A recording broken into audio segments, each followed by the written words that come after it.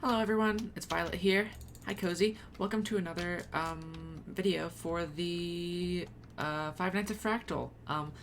Just coming with a couple quick tips on how to build based on my planning.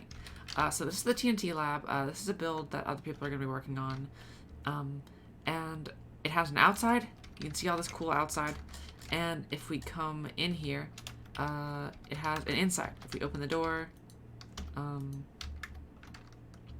there's an inside right here. There's stuff up here, rooms here, redstone here. So when you're copying from my schematics or from my world files, always think about what the purpose of the area is. Because like all of this, obviously this is the inside, you know, and that's the outside. But if you go like in between, there's some extra space here that I didn't end up using. And if there was like a whole bunch of like extra stone filling this area, that would be just a waste of time to fill.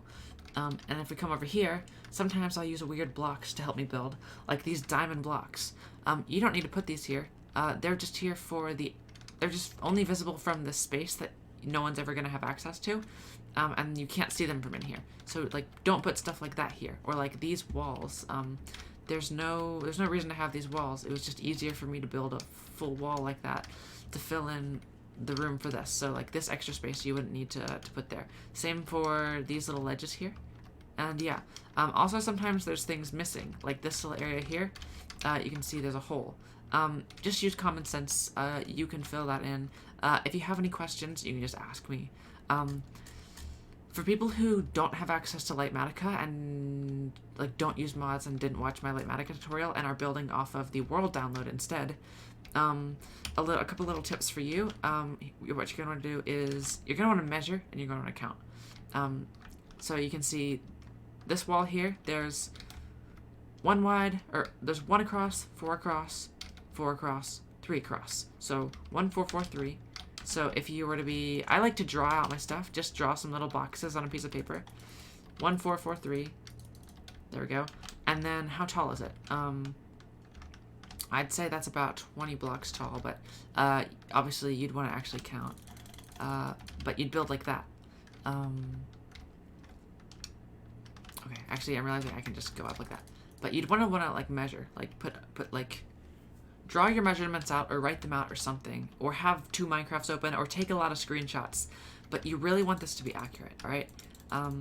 Something that can be helpful is I have an auto clicker that helps me build. My Razer Synapse program has a built-in auto clicker, although there's pretty easy applications. There's yeah, but what I do to build big flat walls like this is I use my auto clicker and I just go like this, and it makes it so much easier to build big flat walls. Sometimes my walls have 2 different textures, like this one. I have a mod for that called Tweakeroo. If I press XC, it pulls up my Tweakeroo settings. You can copy any of my Tweakeroo settings if you want. I have a hand restock, which means if I'm about to run out of a material in my hand, it restocks it with more stuff that's in my inventory. That's a good one to have on. That's the only one from here.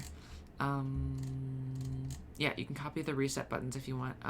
But for the randomizer, I have Hotbar Randomizer Max 2. I put my 2 items in my first 2 slots of my inventory, and then when I'm building, let me go to random. That's not it.